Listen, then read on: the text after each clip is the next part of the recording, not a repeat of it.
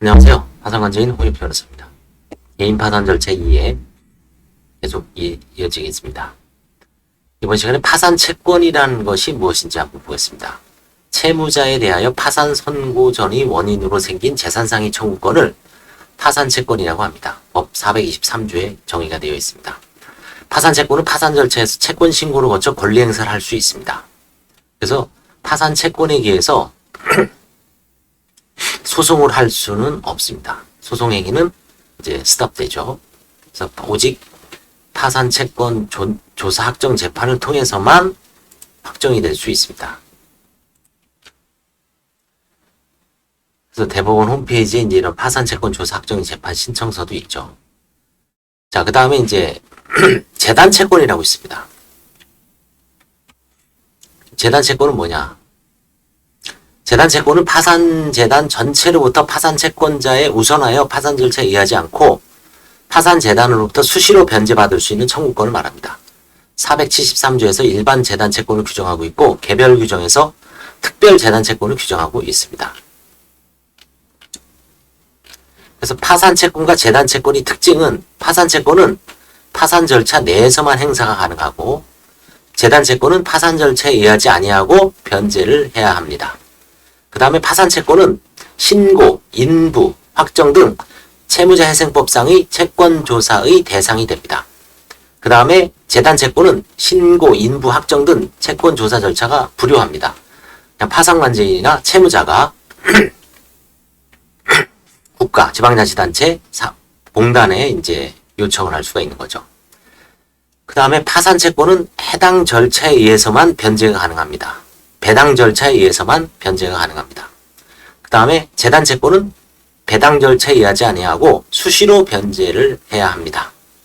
네 번째, 원칙적으로 파산 채권은 면책이 대상이 됩니다. 그 다음에 재단 채권은 비면책입니다. 면책되지 않습니다.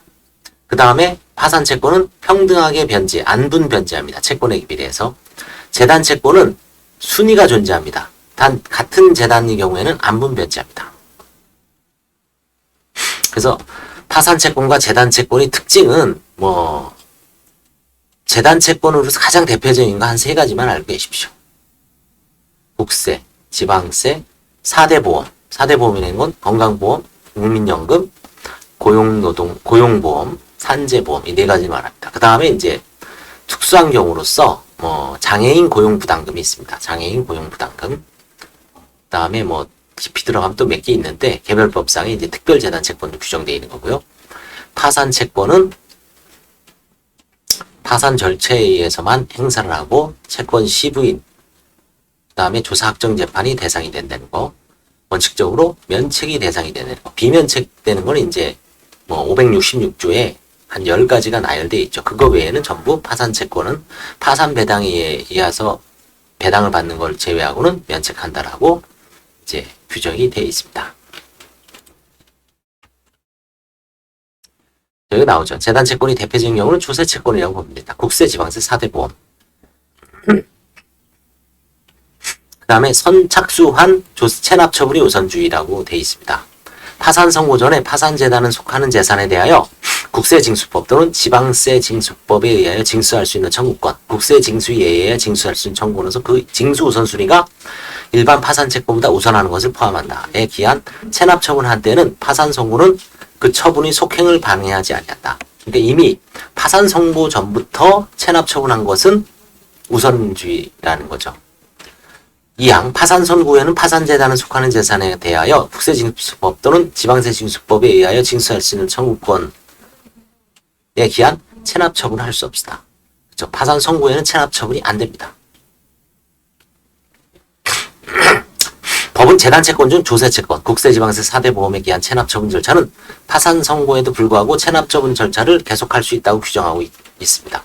이에 따라 대법원은 파산 선고 전 파산 재단을 압류한 조세 채권자는 체납 처분 절차를 진행하여 조세 채권에 우선 충당할 수 있다는 입장이 있습니다. 대법원 판례입니다. 그 다음에 근로자의 최종 3개월의 임금, 재해보상금 및 최종 3년분의 퇴직금에 대해 최우선 면제권을 인정하고 있습니다. 파산 선고 전후 근로자의 임금, 퇴직금 및 재해보상금의 지위에 대해서 한번 보겠습니다. 파산 선고 전 발생한 채무자에 대한 임금 등 재단 채권입니다. 법 473조 10호입니다. 그 다음에 파산 선고 후 발생한 채무자에 대한 임금, 재단 채권입니다. 법 473조 제10호입니다. 파산 선고 후 발생한 채무자에 대한 임금 등의 지연손해금, 대법원 전원합의체가 있죠. 유명한 광주지방법원에서 이제 파산관계인이 꾸물꾸물대다가 이자를 제대로 못 주니까 이제 재단 채권으로 이게 전원합의체에서 이제 판결 난 겁니다. 파산 선고 전 발생한 채무자에 대한 임금 등의 지연손해금, 파산 채권입니다. 파산 선고 전 발생한 채무자에 대한 임금 등의 지연손해금. 대법원 판결입니다. 근로자 임금 퇴직금 및 재해보상금도 재단 채권입니다. 그렇지만 근로자의 임금 채권에 의한 강제 집행 절차는 파산 선고로 그 효력을 상실한다는 것이 대법원의 입장입니다. 그 다음에 이제 415조 2 임금 채권자 등 근로기준법 이용 각호에 따른 채권과 근로자 퇴직급여 보장법 제12조 제2항에 따른 최종 3년간의 퇴직급여 등 채권의 채권자는 해당 채권을 파산재단에 속하는 재산에 대한 별채권 행사 또는 349조 제1항의 체납 처분에 따른 환가대금에서 다른 담보물권자보다 우선하여 변제받을 권리가 있다. 다만 임금채권보장법 8조에 따른 해당 채권을 대의하는 경우에는 그러하지 아니하다. 본조 단서의 의미에 대하여 문헌적 해석을 우선하여 근로복지임금의 해당금 채권을 별채권 행사에 따른 경매 절차에서 별채권자보다 우선하여 변제받을 권리가 없고 일반 재단 채권과 마찬가지로 별채권무 채권보다 후순위에 불과하다고 해석한다는 견해가 있었습니다. 그러나 대법원은 채무재생법 415조 이 단서는 고용부 노동부 장관의 위탁을 받은 근로복지공단이 사업주를 대신하여 지급한 최우선 임금 채권에 대해서는 채무재생법 415조 이 본문의 적용을 배제함으로써 임금채권보장법 8조 2항의 규정에도 불구하고 근로복지공단이 우선 변제를 가지는 배당금 직접 수령하여 변제받을 수 없다는 의미로 보아야 하고 여기에다가 채무재생법 415조 2 신설정과 달리